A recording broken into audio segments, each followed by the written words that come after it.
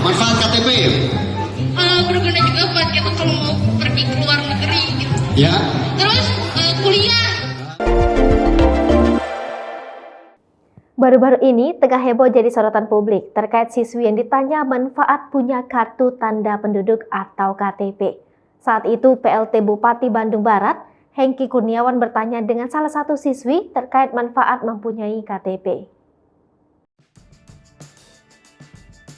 Melalui unggahan akun Instagram @kepointrending, Rabu 15 Juni 2022, dalam video tersebut terlihat saat Bupati Bandung yang menanyakan kepada salah satu siswi manfaat memiliki KTP. Nampak siswi tersebut mengenakan pakaian seragam sekolah putih abu-abu, sementara Bupati Bandung mengenakan pakaian dinas.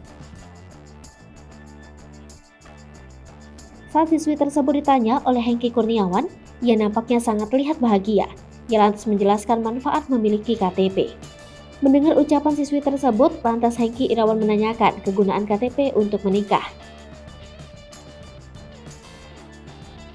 Tanya itu saja saat ditanya Hengki Kurniawan keinginan siswi ini untuk menikah. Sontak siswi ini menjawab jika dirinya ingin menikah dengan Bupati Bandung ini.